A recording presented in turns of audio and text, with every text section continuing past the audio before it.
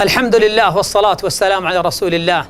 أيها الأخيار، من أعظم ما يفرح به المؤمن في رمضان أن يكون طريقا إلى صلة رحمه، فإن رمضان علاج لهذا الصدر. يقول صلى الله عليه وسلم: صيام شهر الصبر و3 أيام من كل شهر يذهبن وحر الصدر.